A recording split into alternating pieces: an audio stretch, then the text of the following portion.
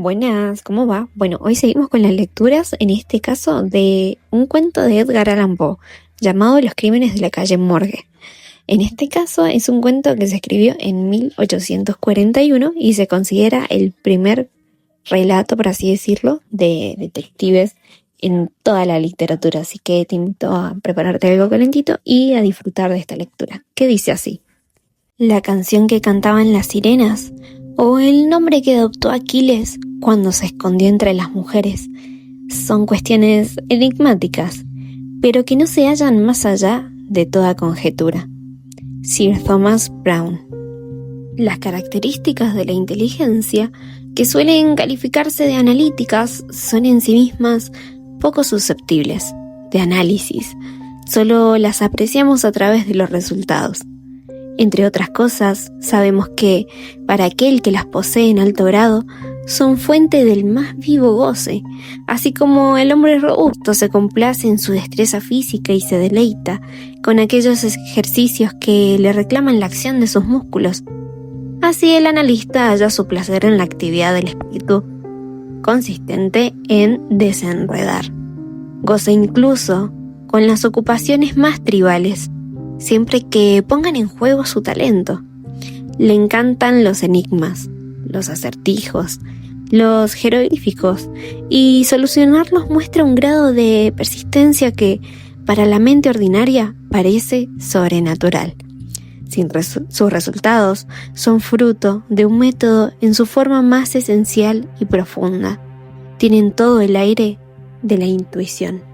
La facultad de resolución se ve posiblemente muy vigorizada por el estudio de las matemáticas, y en especial por su rama más alta, que injustamente y tan solo a causa de sus operaciones retrógradas se denomina análisis, como si se tratara de un análisis por excellence.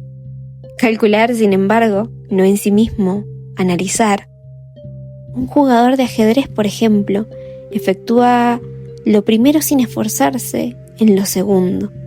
De ahí se sigue que el ajedrez, por lo que concierne a sus efectos sobre la naturaleza y la inteligencia, es apreciado erróneamente. No he de escribir aquí un tratado, sino que me limito a prologar un relato un tanto singular, con algunas observaciones pasajeras. Aprovecharé por eso la oportunidad para afirmar que el próximo grado de reflexión se ve puesto a prueba por el modesto juego de damas, en la forma más intensa y beneficiosa que por toda la estudiada frivolidad del ajedrez. En este último, donde las piezas tienen movimientos diferentes y singulares, con varios y variables valores, lo que solo resulta complejo es equivocadamente confundido, error nada insólito, con lo profundo. Aquí se trata sobre todo de la atención. Si ésta cede solo por un instante, se comete un descuido que da por resultado la pérdida o la derrota. Como los movimientos posibles no solo son múltiples, sino intrincados, las posibilidades de descuido se multiplican y, en 9 casos, cada 10, triunfa el jugador concentrado y no el más penetrante. En las damas, por el contrario, donde hay un solo movimiento y las variaciones son mínimas, las posibilidades de inadvertencia disminuyen, lo cual deja un tanto de lado la atención, y las ventajas obtenidas por cada uno de los adversarios proviene de una perspicacia superior. Para hablar menos abstractamente, supongamos una partida de damas, en la que las piezas se reducen a 4 y donde, como es natural, no cabe esperar el menor descuido. Obvio resulta que si los jugadores tienen la fuerza pareja, solo se puede decidir la victoria con algún movimiento sutil, resultado de un penetrante esfuerzo intelectual, desprovisto de los recursos ordinarios. El analista penetra en espíritu su oponente, se identifica con él y con frecuencia alcanzar a ver solo una ojeada del único método, a veces absurdamente sencillo, por el cual puede provocar un error o precipitar a un falso cálculo. Hace mucho que se ha preparado en el whist por su influencia sobre lo que da a llamarse en la facultad de cálculo, y hombres del más excelso intelecto se han complacido en él y de manera indescriptible, dejando de lado, por frívolo, al ajedrez. Sin duda alguna, nada existe en ese orden que ponga de tal modo a prueba la facultad analítica. El mejor ajedrecista en la cristiandad no puede ser otra cosa que mejor ajedrecista, pero la eficiencia del whist implica la capacidad de triunfar en todas aquellas empresas más importantes donde la mente se enfrenta con la mente. Cuando digo eficiencia, aludo a la perfección en el juego que incluye la aprehensión de todas las posibilidades mediante las cuales se puede obtener la legítima ventaja. Estas últimas no solo son múltiples, sino multiformes, y con frecuencia yacen en capas tan profundas del pensar y el entendimiento ordinario es incapaz de alcanzarlas. Observar con atención equivale a recordar con claridad. En ese sentido, el ajedrecista concentrado jugará bien al whist, en tanto las reglas del Hoyle, basadas en el mero mecanismo del juego, son comprensibles de manera general y satisfactoria. Por tanto, el hecho de tener una memoria retentiva y guiarse por el libro son condiciones que por regla general se consideran como una suma del bien jugar. Pero la habilidad del analista se manifiesta en cuestiones que exceden los límites de las meras reglas. Silencioso, procede a acumular cantidad de observaciones y deducciones. Quizás sus compañeros hacen lo mismo, y la mayor o menor proporción de informaciones así obtenidas no reside tanto en la validez de la deducción como en la calidad de la observación. Lo necesario consiste en saber que se debe observar. Nuestro jugador no se encierra en sí mismo, digamos, ni tampoco, dado en su objeto, en el juego. Quizá rechaza deducciones procedentes de elementos externos a éste. Examina el semblante de su compañero, comparándolo cuidadosamente con el de cada uno de sus oponentes. Considera el modo con que cada uno ordena las cartas en su mano. A menudo encuentra las cartas ganadoras y las adicionales por la manera con lo que sus tenedores las contemplan. Advierte cada variación de fisionomía a medida que avanza el juego, reuniendo un capital de ideas nacidas de las diferencias de la expresión correspondiente a la seguridad, la sorpresa, el triunfo o la contrariedad. Por la manera de levantar una baza juzga si la persona que la recoge será capaz de repetirla en el mismo palo. Reconoce la jugada fingida, por manera que se arrojan las cartas sobre un tapete. Una palabra causal o descuidada, la caída o la vuelta accidental de una carta, consiste en ansiedad o negligencia en el acto de ocultarla. La cuenta de las bazas, con orden de su disposición, el embarazo, la vacilación, el apuro o el temor. Todo ello proporciona a su percepción, aparentemente intuitiva, indicaciones sobre la realidad del juego, jugadas 2 o 3 manos. Conoce perfectamente las cartas de cada uno y desde ese momento utiliza las propias con tanta precisión como si los otros jugadores hubieran visto o dado vuelta a las suyas. El poder analítico no debe confundirse con el mero ingenio, ya que si el analista es por necesidad de ingenioso, con frecuencia el hombre ingenioso se muestra notablemente incapaz de analizar. La facultad constructiva y combinatoria por la cual se manifiesta habitualmente el ingenio, ya sea los frenólogos, erróneamente a mi juicio, han asignado un órgano aparte, considerándola una facultad primordial.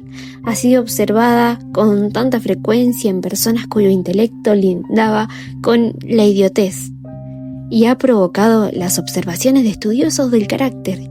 Entre el ingenio y la amplitud analítica existe una diferencia de mucho mayor que entre la fantasía y la imaginación, pero de naturaleza estrictamente análoga. En efecto, cabe observar que los ingeniosos poseen siempre mucha fantasía, mientras que el hombre verdaderamente imaginativo es siempre un analista. El relato siguiente se presentará para el lector algo así como un comentario de afirmaciones que anteceden. Mientras residí en París durante la primavera y parte del verano del 1800, me relacioné con cierto C. Antoine Dupin.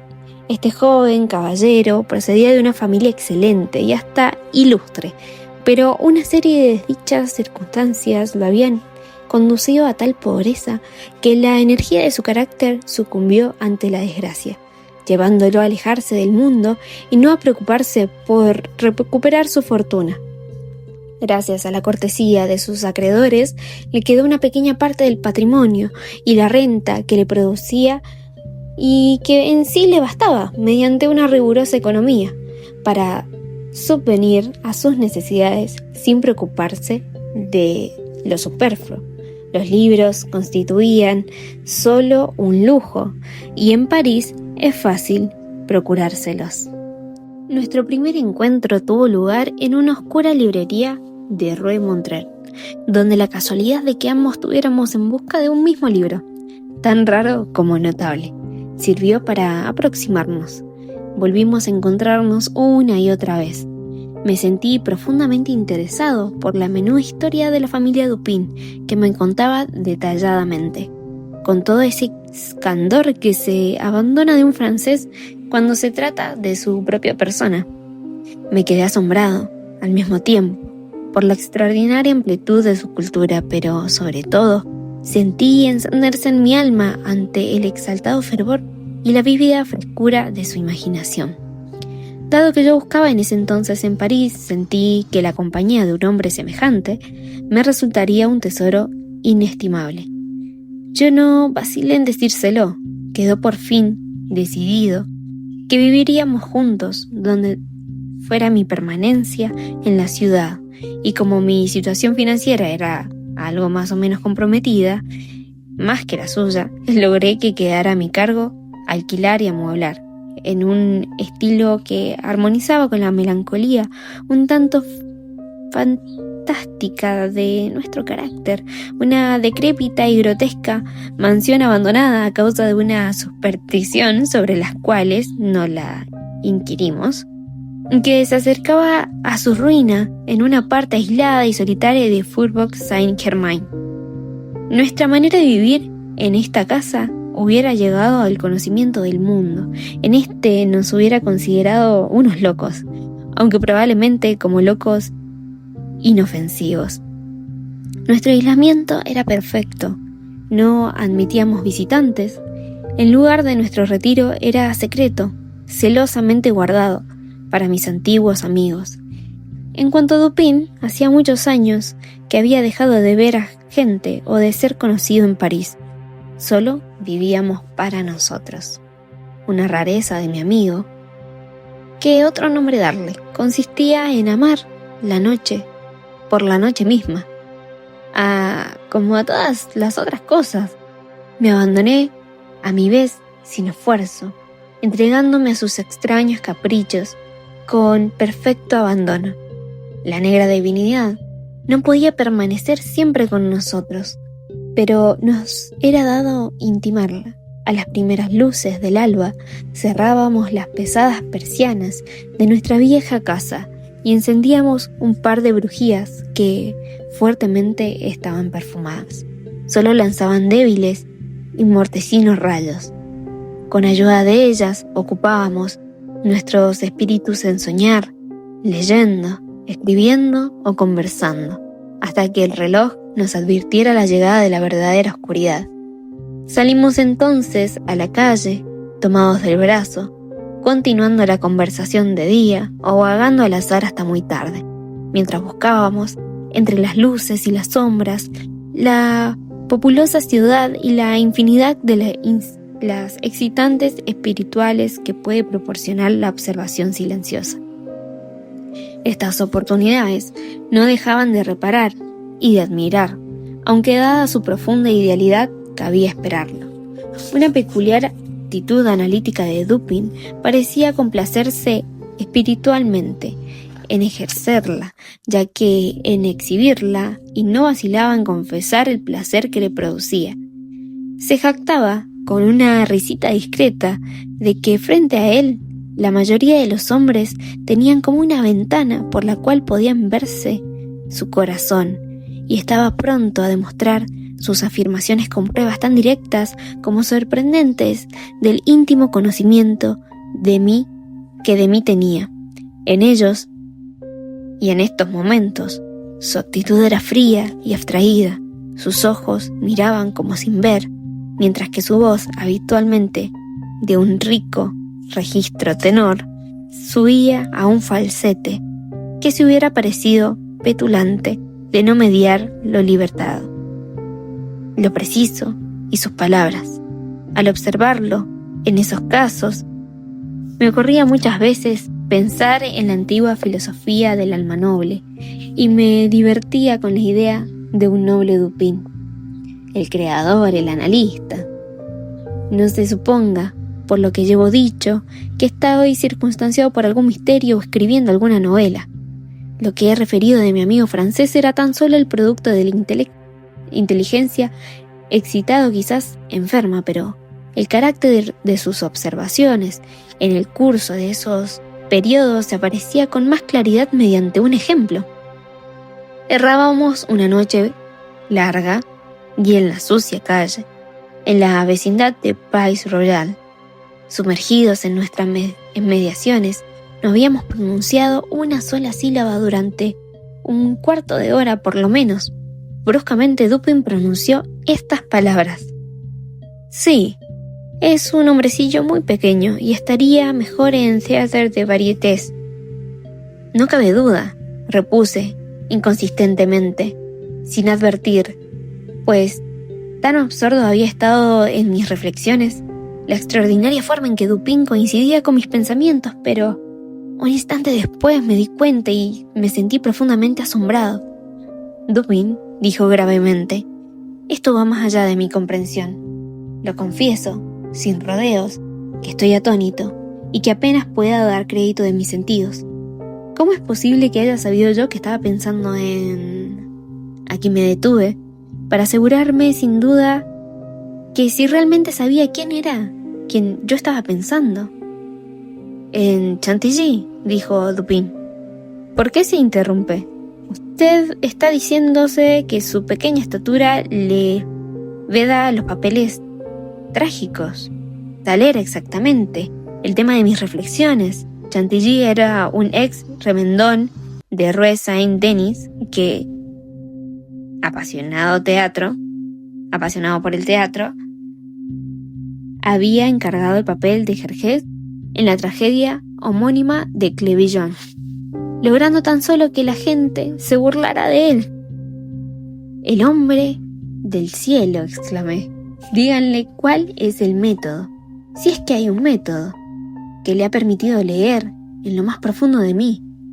En realidad, me sentía aún más asombrado de lo que estaba dispuesto a conocer.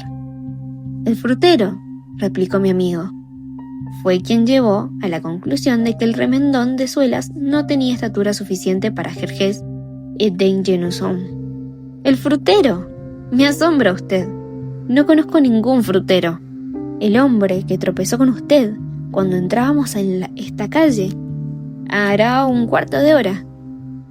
Recordé entonces que un frutero que llevaba sobre la cabeza una gran cesta de manzanas había estado a punto de derribarme accidentalmente cuando pasábamos por la Rue C, a la que recorríamos ahora, pero era imposible comprender qué tenía eso que ver con Chantilly.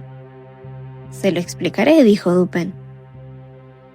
«En quien no había menor partícula de Chantilly, y para que pueda comprender claramente, Remontaremos primero el curso de sus reflexiones desde el momento en que hablé hasta que su choque fue con el frutero en cuestión.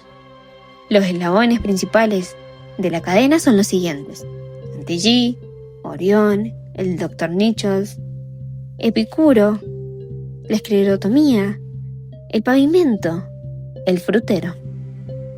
Pocas personas que en algún momento de su vida no se hayan entretenido en remontar el curso de ideas mediante las cuales han llegado a alguna conclusión.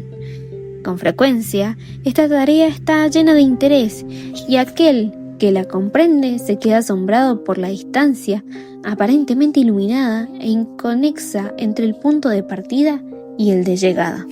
¿Cuál habrá sido entonces mi asombro al oír estas palabras que acababa de pronunciar Dupin y reconocer que correspondían a la verdad? Si no me equivoco, continuó él, habíamos estado hablando de caballos justamente antes de abandonar la Rue C. Este fue nuestro último tema de conversación y cuando cruzábamos hacia esta calle, un frutero que traía una gran canasta en la cabeza pasó rápidamente a nuestro lado y le empaló a usted contra una pila de adoquines correspondiente a un pedazo de la calle de separación. Usted pisó una de las piedras sueltas, resbaló, torciéndose ligeramente el tobillo, mostró enojo, mal humor, murmuró algunas palabras y se volvió para mirar la pila de adoquines y siguió andando en silencio. Yo no estaba especialmente atento a sus actos, pero en los últimos tiempos la observación se ha convertido en mí una necesidad. Mantuvo usted los ojos clavados en el suelo, observando con aire quisquilloso los agujeros y los surcos del pavimento, el cual comprendí que seguía pensando en las piedras, hasta que llegamos a un pequeño pasaje llamado Le Martin, que con fines experimentales había sido pavimentado con bloques ensamblados y remachados. Aquí su rostro se animó, y al notar que sus labios se movían, no tuve dudas de que murmuraba la palabra estereotomía, término que se ha aplicado pretenciosamente a esta clase de pavimento. Sabía que para usted sería imposible decir estereotomía sin verse llevado a pensar en átomos, a pasar de ahí a las teorías de Epicuro. Ahora bien, cuando discutimos no hace mucho este tema, recuerdo haberle hecho notar de que, curiosa manera, por los demás desconocida, las vagas conjeturas de aquel noble griego se han visto confirmadas en una reciente cosmogonía de las nebulosas. Comprendí, por tanto, que usted no dejaría al azar los ojos hacia la gran nebulosa de Orión, y estaba seguro de que lo haría. Efectivamente, miró usted hacia lo alto y me sentí seguro de haber seguido correctamente sus pasos hasta ese momento. Pero en la amarga crítica de Chantilly me pareció que Musset de ayer, el escritor satírico de hace algunas penosas alusiones al cambio del nombre del remendón antes de calzar los coturnos y la cita de un verso latino sobre el cual hemos hablado muchas veces. Me refiero a este verso: Perditit anicetum ligera prima sonum. Le dije a usted que se refiere a Orión, en qué tiempo se escribió Urión, y dada cierta acritud que mezcló en aquella discusión, estaba seguro de que usted no lo había olvidado. Era claro, pues, que no dejaría de combinar dos ideas, de Orión y Chantilly. Así que lo hizo, lo supuse, por una sonrisa que pasó por sus labios. Pensaba que usted, en la inmolación del pobre zapatero, hasta ese momento había caminado conmigo, encorvado, pero de pronto vi que siguió en toda su estatura. Me sentí seguro de que estaba pensando en la diminuta figura de Chantilly. En este punto interrumpí sus meditaciones para hacerle notar que, en efecto, el tal Chantilly era muy pequeño y que estaría mejor en Theatre de Variétés. Poco después de este episodio, leíamos una edición nocturna de Gazette de Tribunaux, cuando los siguientes párrafos atrajeron nuestra atención. Extraños asesinatos. Esta mañana, hacia las 3, los habitantes de Côté-Saint-Roch sufrieron, arrancados por un sueño, por los espantosos alaridos procedentes del cuarto piso de la casa situada en Rouget-Mort, ocupada por Madame L'Espagyen, y su hija. Como fuera imposible lograr este acceso a la casa después de perder algún tiempo, se forzó finalmente la puerta con una gasua y 8 a 10 vecinos penetraron en compañía de 2 gendarmes. En este entonces los gritos habían cesado, por lo que un grupo remontaba el primer tramo de la escalera y se oyeron 2 o 3 pasos y voces que discutían violentamente y que parecían proceder de la parte superior de la casa. Al llegar al segundo piso, las voces se callaron. A la vez, su reinado en profunda calma. Los vecinos se separaron y empezaron a recorrer las habitaciones una por una, al llegar a una gran cámara situada en una parte posterior a la del cuarto piso, cuya puerta, cerrada por dentro con llave, debió ser forzada. Se vieron en presencia de un espectáculo que les produjo tanto horror como estupefacción. El aposento se hallaba en mayor desorden. Los muebles, rotos, habían sido lanzados en todas direcciones. El colchón, el único lecho que parecía tirado a la mitad del piso. Sobre una silla había una navaja manchada de sangre. Sobre la chimenea aparecían 2 o 3 largos y espantosos mechones de cabello humano, igualmente empapados de sangre y que daban la impresión de haber sido arrancados de la raíz. Encontraron en el piso unos napoleones, un aro de topacio, 3 cucharas grandes de plata, 3 pequeñas, y 2 sacos que contenían casi 4.000 francos de oro. Los cajones de la cómoda situada en el ángulo que habían sido abiertos y aparentemente saqueados también, aunque quedaban en ellos numerosas prendas.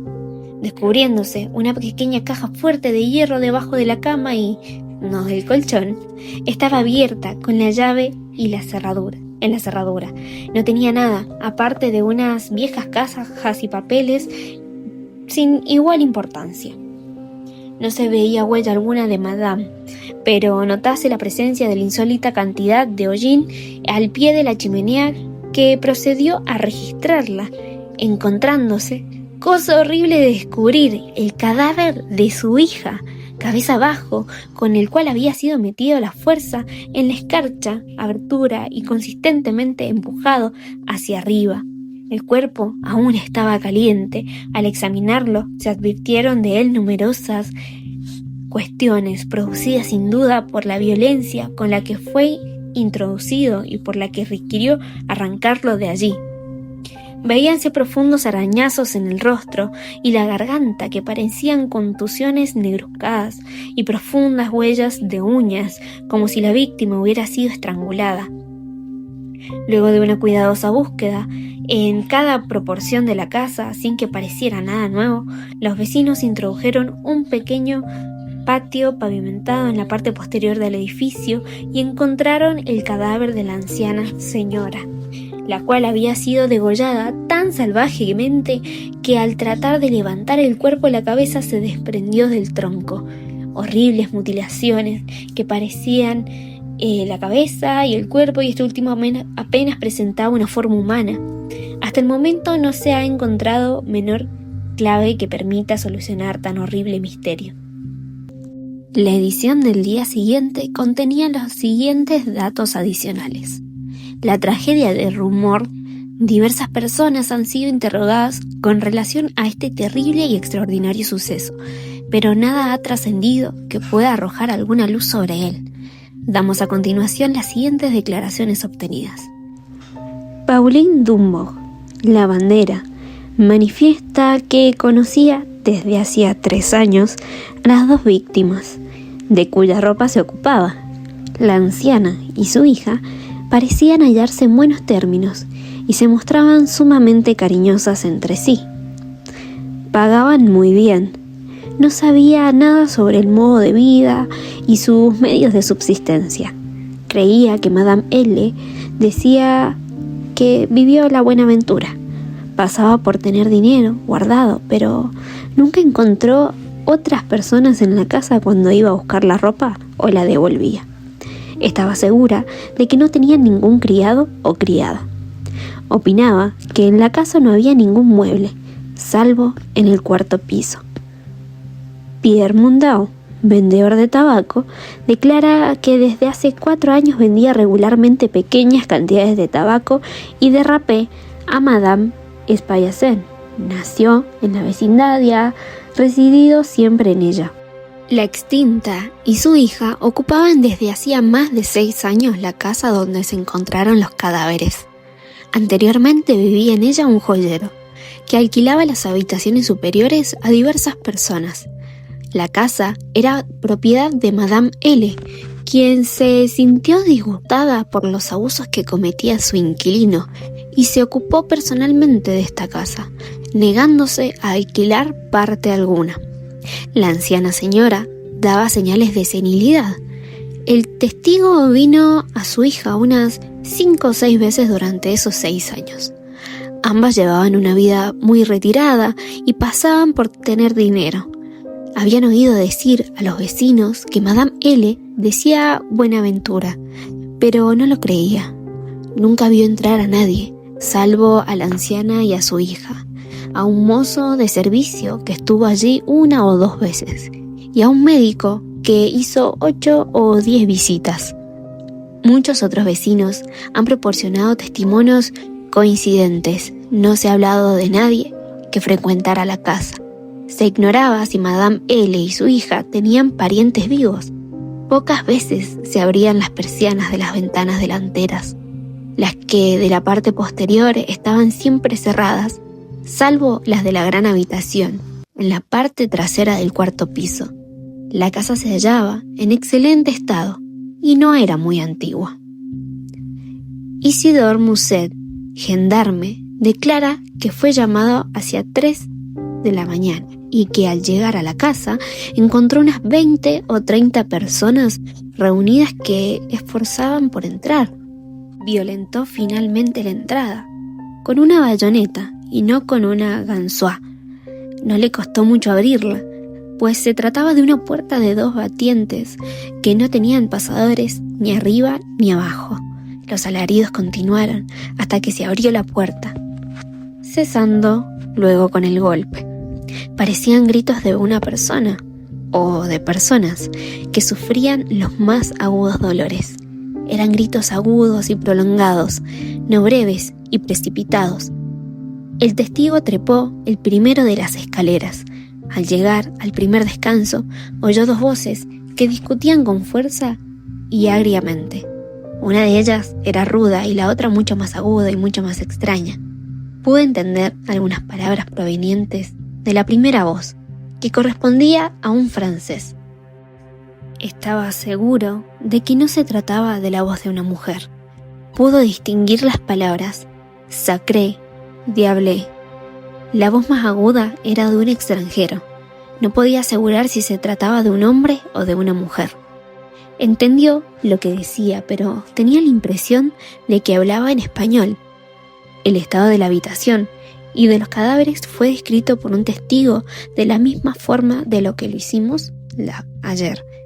Henry Duval, vecino de profesión platero, declara que formaba parte del primer grupo que entró en la casa. Corrobora en general la declaración de Musset. Tan pronto forzaron la puerta, volvieron a cerrarla para mantenerla alejada a la muchedumbre, que, pese al avanzado de la hora, se estaba reuniendo rápidamente. El testigo piensa que la voz más aguda pertenecía a un italiano. Está seguro de que no se trata de un francés.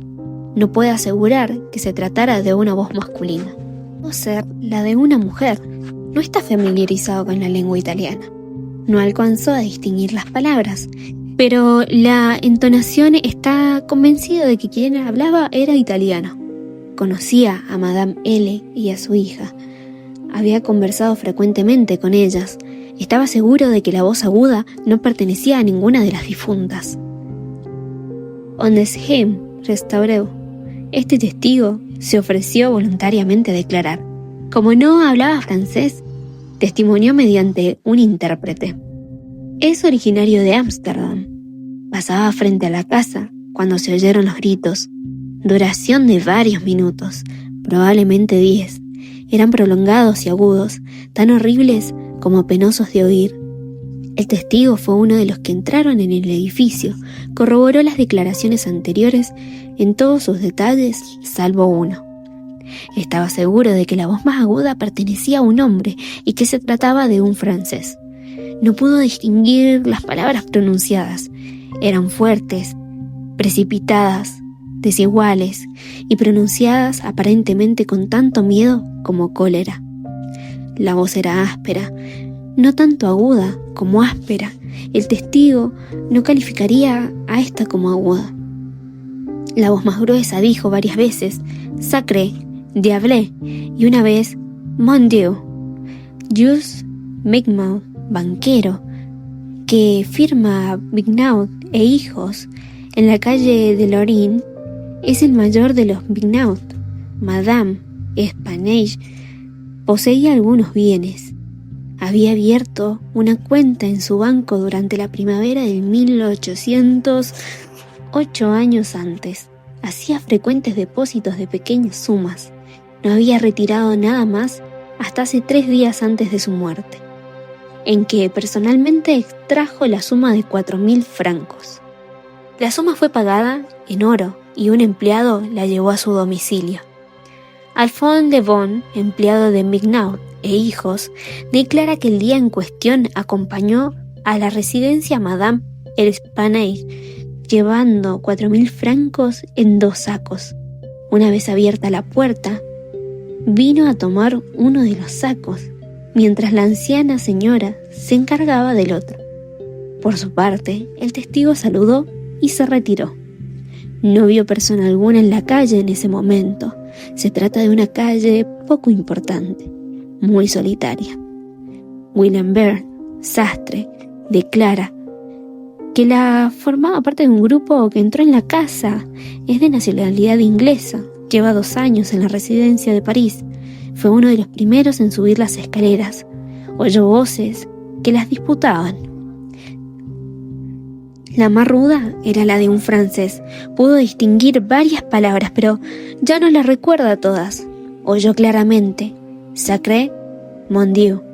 En ese momento se oía un ruido como si varias personas estuvieran luchando. Era un sonido de forcejeo, como si algo fuese arrastrado. La voz aguda era más fuerte, mucho más que la voz ruda. Está seguro de que no se trataba de la voz de un inglés, parecía la de un alemán. Podía ser la voz de una mujer. El testigo no comprende el alemán. 4 de los testigos nombrados más arriba fueron nuevamente interrogados. Declaró que la puerta del aposento donde se encontró el cadáver de Madame L estaba cerrado por dentro cuando llegaron hasta ella. Reinaba un profundo silencio. No se escuchaban quejidos ni rumores de ninguna especie. No se vio a nadie en el momento de forzar la puerta. Las ventanas, tanto de la habitación de enfrente como la trasera, estaban cerradas y firmemente aseguradas por dentro. Entre ambas habitaciones había una puerta cerrada, pero la llave no estaba echada.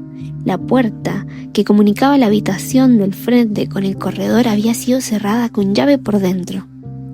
Un cuarto pequeño situado en el frente del 4º piso, al comienzo del corredor, apareció abierto, con la puerta entornada.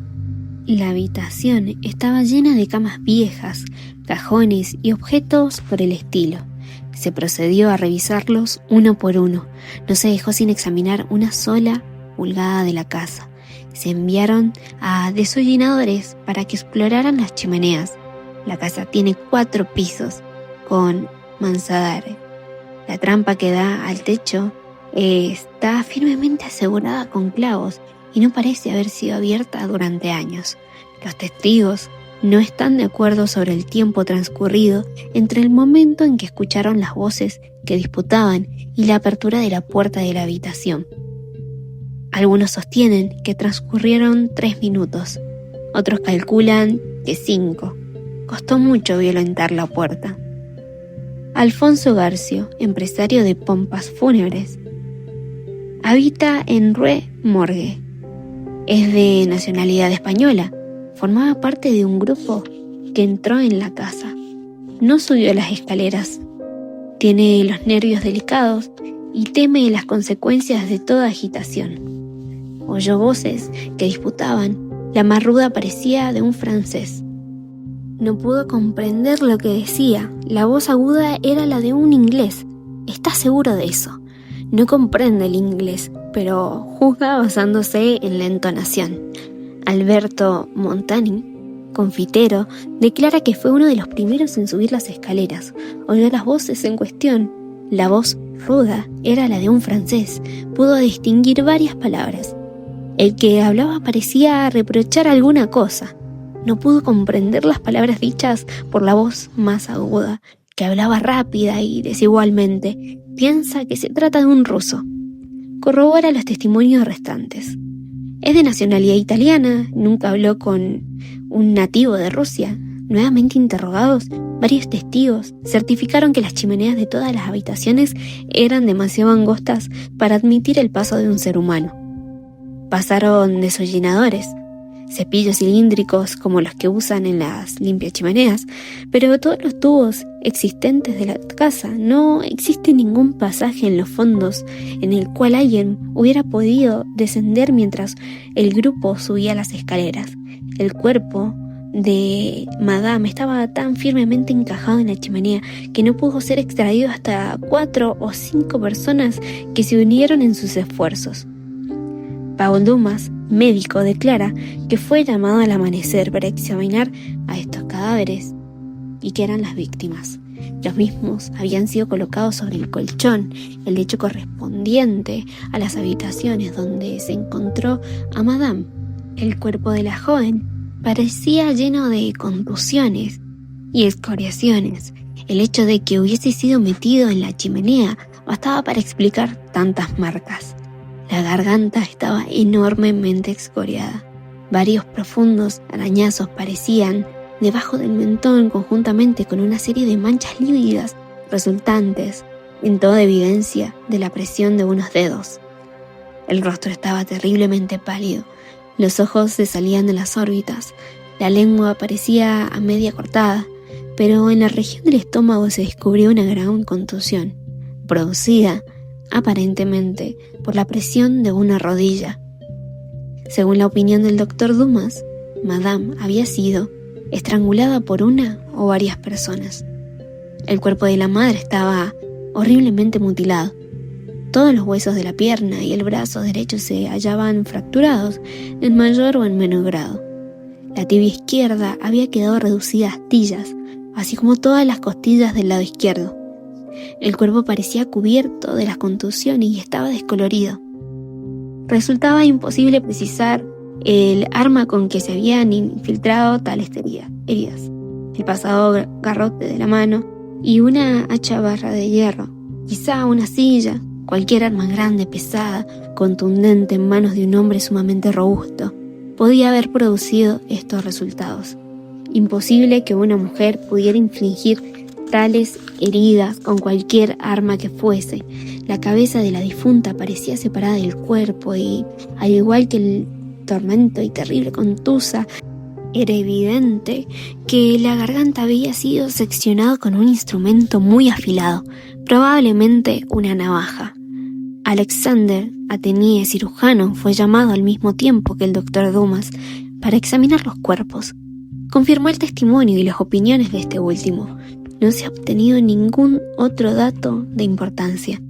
A pesar de haberse interrogado a varias personas, jamás se ha cometido en París un asesinato tan misterioso y tan enigmático en sus detalles, si es que en realidad se trata de un asesinato. La policía está perpleja, lo cual no es frecuente en asuntos de esta naturaleza, pero resulta imposible hallar más que una pequeña clave del misterio. La edición vespertina del diario declaraba que en el Quartier Saint-Roch reinaba la intensa excitación, que se había practicado un nuevo y minucioso examen del lugar del hecho, mientras se interrogaba a nuevos testigos, pero no se sabía nada nuevo. Un párrafo final agregaba, sin embargo, que aquel Adolphe Le Bon acababa de ser arrestado y encarcelado, aunque nada parecía acusarlo y juzgar por los hechos detallados. Dupin se mostraba singularmente interesado en el desarrollo del asunto, o por lo menos así pareció en sus maneras, pues no hizo menor comentario tan solo después de haberse anunciado al resto de Levon. Me permitió aparecer cerca de los asesinatos. No puede ser sino sumamente al otro lado de París y declarar que los consideraba un misterio insoluble. No veía modo alguno de seguir el rastro del asesino. No debemos pensar en los modos posibles en que surge la investigación tan rudimentaria, dijo Dupin. La policía, parisiense, tan solo alababa por su penetración. Es muy astuta, pero nada más. Procede con este método, salvo el del momento. Toma muchas disposiciones ostentosas, pero con frecuencia éstas se hallan tan mal adaptadas a su objetivo que recuerdan a Monsieur Jourdain, que pedía «Ça robe chambre por mieux entre de mosquée». Los resultados obtenidos son con frecuencia sorprendentes, pero la mayoría se logran por simple diligencia y actividad. Pero estas son insuficientes. Todos sus planes fracasan. Vidocq, por ejemplo, era un hombre de excelentes conjeturas y perseverante, pero como su pensamiento carecía de suficiente educación, erraba continuamente por excesivo ardor de sus investigaciones. Dañaba su visión por mirar el objeto desde demasiado cerca. Quizás alcanzaba a ver 1 o 2 puntos con singular acuidad, pero el procedimiento así perdía el conjunto de la cuestión. En el fondo se trataba de un exceso de profundidad, y la verdad no siempre está dentro de un pozo. Por el contrario, creo que, en lo que se refiere al conocimiento más importante, es invariablemente superficial. La profundidad corresponde a los valles, donde la buscamos, pero a las cimas montañosas es donde se las encuentra. Las formas y las fuentes de este tipo de error se ejemplifican muy bien en la contemplación de los cuerpos celestes. Si se observa una estrella de una ojeada, oblicuamente, volviendo hacia ella por la porción exterior de la retina, mucho más sensible a las presiones luminosas débiles que la parte superior, se verá la estrella con claridad y se apreciará plenamente su brillo, el cual se empaña apenas contemplamos de lleno. Es verdad que en este último caso llegan a nuestros ojos mayor cantidad de rayos, pero la porción exterior posee una capacidad de recepción mucho más refinada. Por causa de una indebida profundidad, confundimos y debilitamos el pensamiento. Y Venus, misma que puede llegar a borrarse del firmamento si la encrutamos de manera demasiado sostenida, demasiado concentrada o directa. En cuanto a estos asesinatos, procedemos personalmente a un examen que formamos una opinión. La encuesta nos servirá de entretenimiento. Me pareció que el término era extraño, aplicado al caso, pero no dije nada. Además, Levon me prestó cierta vez un servicio por el cual le estoy agradecido. Iremos a estudiar el terreno con nuestros propios ojos. Conozco a G, el perfecto de policía, y no habrá dificultad por obtener el permiso necesario. La autorización fue acordada y nos encaminamos inmediatamente a la Rue Morgue. Se trata de uno de esos misteriosos paisajes que corren entre Rue Michelieu y Rue Saint-Roch. Atardecía cuando llegamos, pues el barrio estaba considerablemente distanciado de nuestra residencia. Encontramos fácilmente la casa, ya que aún habían varias personas mirando las persianas cerradas desde la acera opuesta. Era una típica casa parisiense que tenía una puerta de entrada y una casilla de cristales con ventada corrediza, correspondiente al Luxe du Concierge. Antes de entrar, recorrimos la calle, doblamos por un pasaje y volvimos a doblar. Pasamos por la parte trasera de un edificio mientras Dupin examinaba la entera vecindad, así como la casa, con una atención minuciosa cuyo objeto nos resultaba imposible de adivinar. Volviendo sobre nuestros pasos, Retornamos a la parte delantera y luego de llamar y mostrar nuestras credenciales, fuimos admitidos por los agentes guardias. Subimos las escaleras hasta llegar a la habitación donde se había encontrado el cuerpo de Madame y donde aún yacían las víctimas. Como es natural, el desorden del aposento había sido respetado. No vi nada que no estuviese detallado por Gazette Tribunaux. Dupin inspeccionaba todo, sin exceptuar los cuerpos de las víctimas. Pasamos luego otras habitaciones y al patio. Un gendarme nos acompañaba a todas partes. El examen tuvo nuestra ocupación hasta que oscureció, y de noche, cuando salimos, en el camino de vuelta, mi amigo se detuvo algunos minutos en las oficinas de uno de los diarios parisienses. He dicho ya que uno de sus caprichos eran muchos y variados, y que je les maniqueis, pues no hay traducción posible para esta frase. Esta es la oportunidad de Dupin, y rehusó toda conversación vinculada a los asesinatos, hasta que el día siguiente, al mediodía, y entonces súbitamente me preguntó si había observado alguna cosa peculiar en el escenario de aquellas atrocidades. Algo había en su manera de acentuar la palabra que me hizo estremecer, y si pudiera decir por qué. No, nada peculiar, dije. Por lo menos nada que no hayamos encontrado ya referido al diario. Me temo, repuso Dupin, la Gazette no haya penetrado en lo insólito del horror del asunto, pero dejamos de lado las vanas opiniones de ese diario. Tengo la impresión de que se considera insoluble este misterio por las mismísimas razones que deberían incluirse y considerarse fácilmente solucionable. Me refiero a lo excesivo, al outré, a sus características. La policía se muestra confundida por la aparente falta de móvil, y no por el asesinato en sí, sino por la atrocidad. Está mismísimo perpleja por la aparente imposibilidad de conciliar las voces que se oyeron disputando. El hecho de que en lo alto se encontró una difunta de Madame, aparte de que era imposible escapar de la casa sin que el grupo ascendiera a la escalera y que se notara. El salvaje desorden del aposento, el cadáver metido, la cabeza abajo, la chimenea, la espantosa mutilación del cuerpo de la anciana, son elementos que, junto con los ya mencionados y otros que no necesito mencionar, han bastado para paralizar la acción de los investigadores policiales y confundir por completo su tan alabada perspicacia. Han caído en el grueso pero común error de confundir lo insólito con lo abstruso. Pero justamente a través de esas desviaciones del plano ordinario de las cosas, la razón se abría paso, si ello es posible, en la búsqueda de la verdad. Las investigaciones como la de ahora que efectuamos, no debería preguntarse tanto ¿qué ha ocurrido? O ¿cómo? ¿Qué hay con lo ocurrido que no se parezca nada a lo ocurrido anteriormente?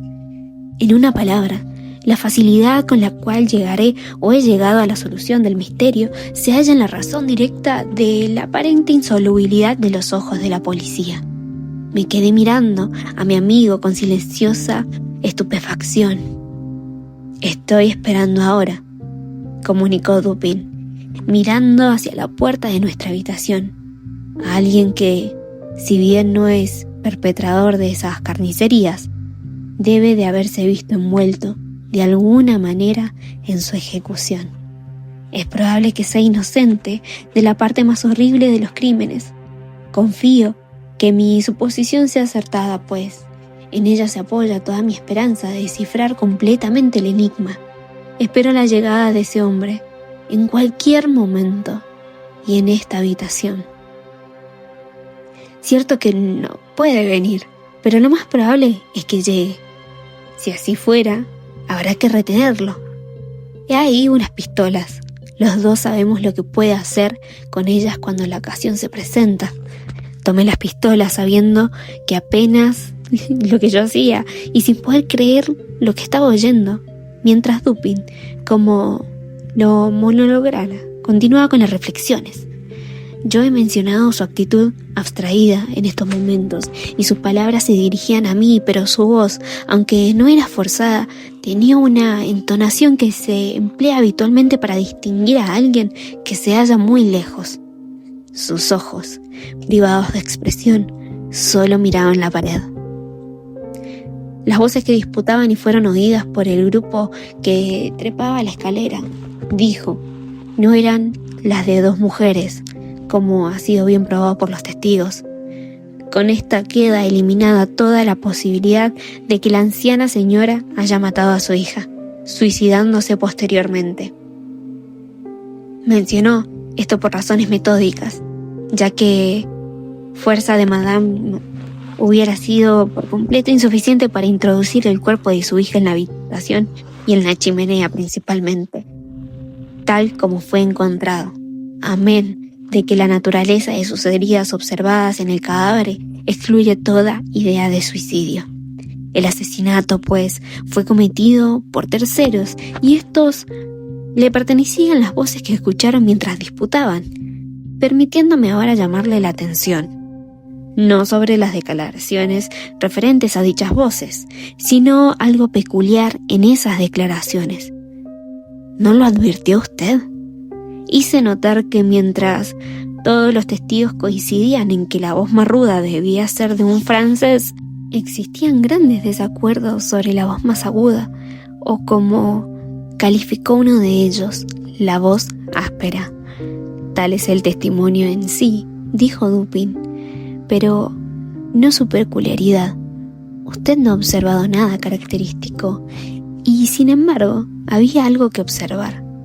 Como bien ha dicho, los testigos coinciden sobre la voz ruda, pero con respecto a la voz aguda, la peculiaridad no consiste en que estén en desacuerdo, sino en que un italiano, un inglés, un español, un holandés y un francés han tratado de describirla, y cada uno de ellos se ha referido a una voz extranjera.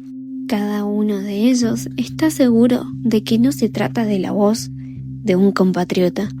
Cada uno la vincula no a la voz de una persona perteneciente a una nación cuyo idioma conoce, sino a la inversa. El francés supone que es la voz de un español y agrega que podría haber distinguido algunas palabras si hubiera sabido el español. El hombre holandés sostiene que se trata de un francés, pero enteramos que como no habla francés, testimonió mediante un intérprete. El inglés piensa que se trata de la voz de un alemán, pero el testigo no comprende el alemán. El español está seguro de que se trata de un inglés, pero juzga basándose por la entonación. Ya no comprende el inglés. El italiano cree que la voz es de un ruso, pero nunca habló con un nativo de Rusia. Un segundo testigo francés refiere del primero y está seguro de que se trata de una voz de un italiano.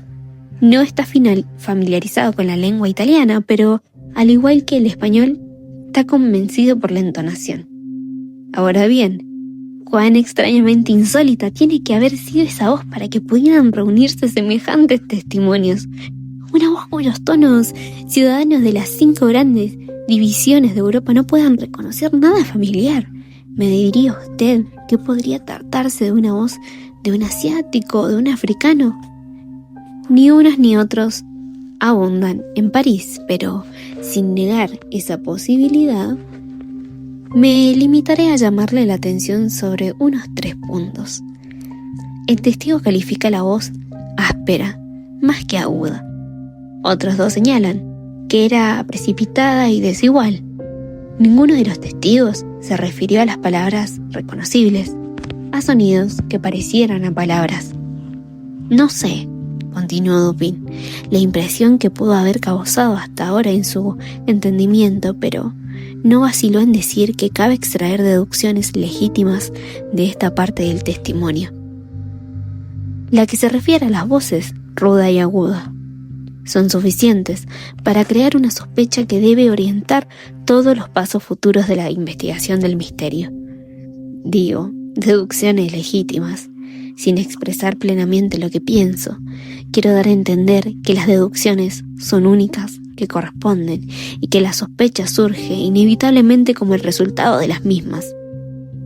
No le diré todavía cuál es la sospecha, pero téngase presente que, por lo que a mí refiere, basto a dar forma, definirla y tendencia determinada de mis investigaciones en el lugar del hecho. Transportémonos ahora a la fantasía de esta habitación. ¿Qué buscaremos en primer lugar? Los medios de evasión empleados por los asesinos. Supongo que bien puedo decir que ninguno de los dos cree en el acontecimiento sobrenatural. Madame y Mademoiselle no fueron asesinadas por espíritus. Los autores del hecho eran carne y hueso y escaparon por medios materiales. ¿Cómo, pues? Afortunadamente, solo hay una manera de razonar sobre este punto, y esa manera debe conducirnos a la conclusión definida. Resulta evidente que los asesinos se hallaban en el cuarto donde se encontró a Madame, por lo menos en la pieza contigua, en los momentos en los que el grupo subía las escaleras. Vale decir que debemos de buscar las salidas de esos dos aposentos. La policía ha levantado los pisos, los techos y la mampostería de las paredes en todas direcciones. Ninguna salida secreta pudo escapar de las observaciones. Pero como no me fío de sus ojos, miré en el lugar de los míos. Efectivamente, no había salidas secretas. Las dos puertas que comunican las habitaciones con el corredor estaban bien cerradas, con las llaves por dentro. Veamos ahora las chimeneas. Aunque el diámetro ordinario de las primeras 8 o 10 pies por encima de los hogares, los tubos no permitían más arriba del paso del cuerpo de un gato grande, quedando así establecida la total imposibilidad de escape por las vías mencionadas. Nos hemos visto reducidos a ver las ventanas. Nadie podría haber huido por la del cuarto delantero, ya que la muchedumbre reunida lo hubiese visto. Los asesinos tienen que haber pasado, pues, por la pieza trasera.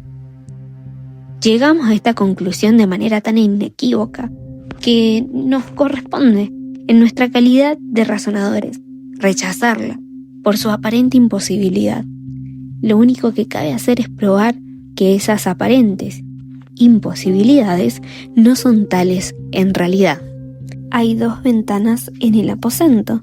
Contra una de ellas no hay ningún mueble que la obstruya, y es claramente visible. La porción inferior de la otra queda oculta por la cabecera del pesado lecho que ha sido arrimado a ella. La primera ventana apareció firmemente asegurada desde dentro. Resistió los más violentos esfuerzos de quienes trataron levantarla. El marco, a la izquierda, había una gran perforación de barreno y en ella un solidísimo clavo hundido hasta casi dentro de la cabeza. Examinar la otra ventana, se vio que había un clavo colocado en una forma similar. Todos los esfuerzos por levantarla fueron igualmente inútiles. La policía, pues, se sintió plenamente segura de lo que la hundía no se había producido por este lado y por tanto, como consideró superfluo extraer los clavos y abrir las ventanas. Mi examen fue algo más detallado. Por eso la razón que acabo de darle. Allí era el caso de probar que todas las aparentes imposibilidades no eran tales en realidad. Seguí razonando en la siguiente forma. A posteriori, los asesinos escaparon desde una de las ventanas. Por tanto, no pudieron asegurar nuevamente los marcos desde el interior, tal como fueron encontrados. Consideración de que, dado lo obvio de su carácter, interrumpió la búsqueda de la policía en ese terreno. Los marcos estaban asegurados. Es necesario, pues, que tengan una manera de asegurarse por sí mismos. La conclusión no admitía escapatoria. Me acerqué a la ventana, que tenía libre acceso. Extraje con alguna forma con dificultad el clavo y traté de levantar el marco, tal como lo había anticipado. Resistió a todos mis esfuerzos. Comprendí entonces que debía haber algún resorte oculto y la corroboración de esta idea me convenció de que por lo menos mis premisas eran correctas, aunque el detalle, preferentemente a los clavos, continuara siendo misterioso. Un examen detallado no tardó en revelarme que el resorte sí existía, el resorte secreto. Lo oprimí y, satisfecho de mi descubrimiento, me abstuve en levantar el marco. Volví a poner el clavo en su sitio y lo observé atentamente. Una persona escapaba por la ventana y podría haberla cerrado nuevamente y el resorte habría asegurado el marco, pero ¿cómo reponer el clavo? La conclusión era evidente y estrechaba una vez más el campo de mis investigaciones. Los asesinos tenían que haber escapado por la ventana, suponiendo, pues, que los resortes fueran idénticos en las dos ventanas, como parecía probable. Necesariamente tenía que haber una diferencia entre los clavos, o por lo menos en su manera de estar colocados. Trepando el armazón de la cama, miré minuciosamente el marco de sostén de la segunda ventana. Pasé la mano por la parte posterior, descubriendo enseguida que el resorte, que tal como había supuesto, era idéntico a su vecino. Miré luego el clavo. Era tan sólido como el otro, y aparentemente estaba fijo de la misma manera y hundido casi hasta la cabeza. Pensará usted que me sentí perplejo, pero si así fuera, no ha comprendido la naturaleza de mis inducciones. Para usar una frase deportiva, hasta entonces no había cometido falta. No había perdido la pista de esta ni un solo instante. Los eslabones de la cadena no tenían ninguna falla. Había perseguido en secreto hasta su última conclusión, y esa conclusión era el clavo. Ya que el dicho tenía todas las apariencias de que su vecino de la otra ventana, pero el hecho, por más concluyente que pareciera, resulta que una absoluta nulidad, comparando con la consideración de que allí, en ese punto, se acababa el hilo conductor. Tiene que haber algo defectuoso en el clavo, pensé. Al tocarlo, su cabeza quedó entre mis dedos, justamente con un cuarto de pulgada de una espiga. El resto de la espiga se hallaba dentro del agujero, donde se había roto. La fractura era muy antigua, pues los bordes parecían herrumbrados, y parecía haber sido un martillazo, pero había hundido parcialmente la cabeza del clavo en el marco inferior de la ventana. Volví a colocar cuidadosamente la parte de la cabeza en el lugar donde la había sacado y vi en él el clavo que daba exacta impresión de estar entero. La fisura resultaba invisible. Apretando el resorte, levanté ligeramente el marco. La cabeza del clavo subió en él sin moverse en su lecho. Cerré la ventana y el clavo dio otra vez la impresión de estar dentro. Hasta ahora el enigma quedaba explicado. El asesino había huido por la ventana que daba a la cabecera del lecho, cerrándose por sí misma. O quizá, exprofeso, la ventana había quedado asegurada por su resorte. La insistencia ofrecida por este había inducido a la policía a suponer que se trataba de un clavo, dejando así de lado toda investigación suplementaria. La segunda cuestión consiste en que el modo de descenso. Mi paseo con usted por parte de la trasera de la casa me satisfació al respecto. Unos 5 pies y medio de la ventana en cuestión corre una varilla de pararrayos. Desde esa varilla hubiera resultado imposible alcanzar la ventana y mucho menos introducirse en ella. Observé, sin embargo, que las persianas del cuarto piso pertenecen a esa curiosa especie que los carpinteros parisenses denominan ferradés. Es un tipo rara vez empleado en la actualidad, pero se ve con frecuencia en casas muy viejas, de Lyon y Bordeaux. Se la fabrica como una puerta ordinaria, de una sola hoja, y no de doble batiente, con la diferencia de que la parte inferior tiene celosías y tablillas que ofrecen excelente asidero a estas manos. En este caso, las persianas alcanzaban un ancho de 3,5 pies.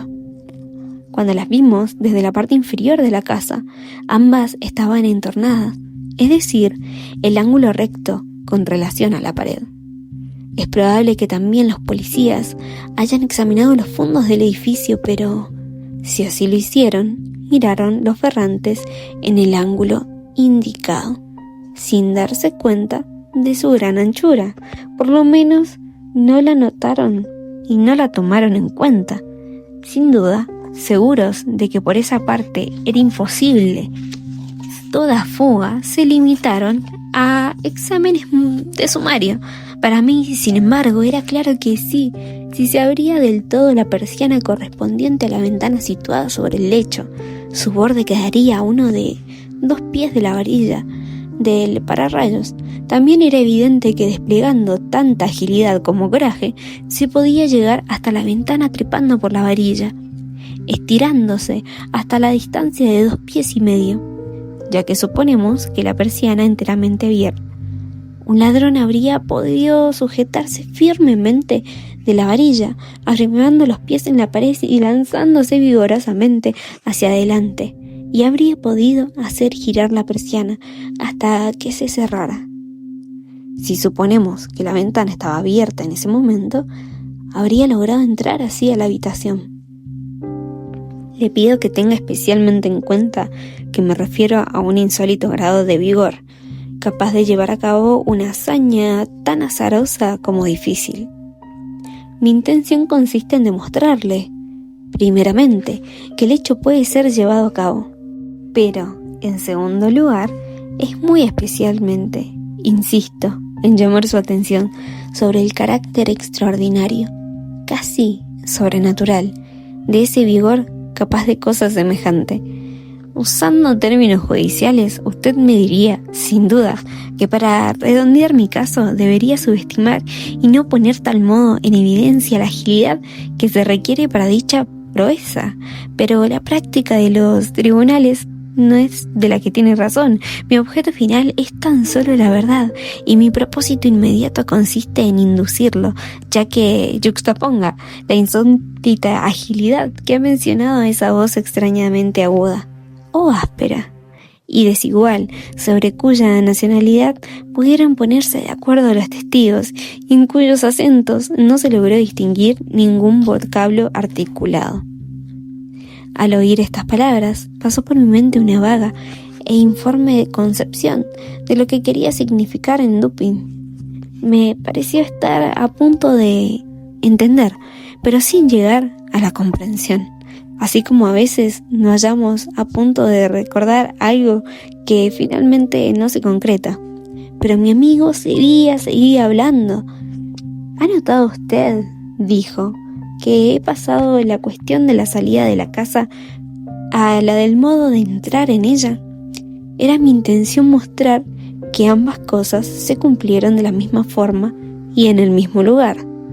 Volvamos ahora al interior del cuarto y examinemos lo que allí aparece.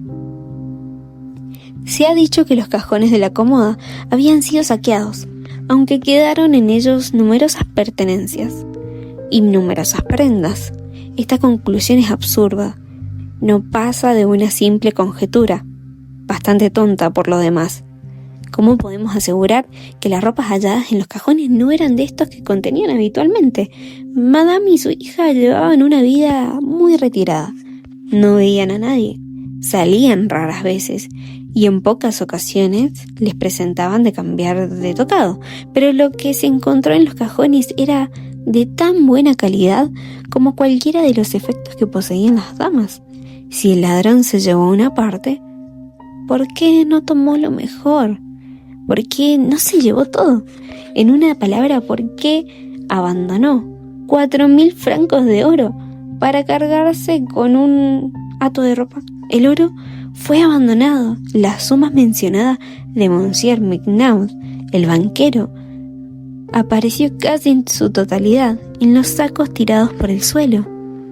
Le pido, por tanto, que descarte de sus pensamientos la desatinada idea de un móvil, nacida en el cerebro de los policías por esa parte del testimonio que se refiere al dinero entregado en la puerta de la casa.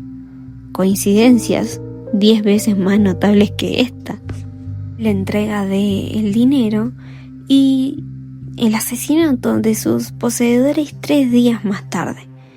Ocurren cada hora de nuestras vidas sin que nos preocupemos por ellas.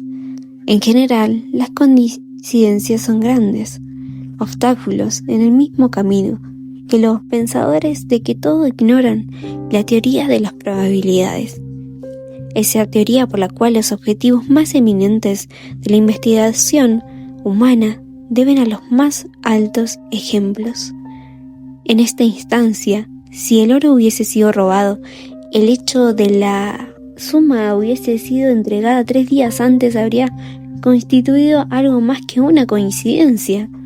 Antes bien, hubiera corroborado la noción de un móvil, pero, dadas las verdaderas circunstancias del caso, si hemos de suponer que el oro era el móvil del crimen, tenemos entonces que admitir su perpetrador era bastante indeciso y lo bastante estúpido como para olvidar el oro y el móvil al mismo tiempo.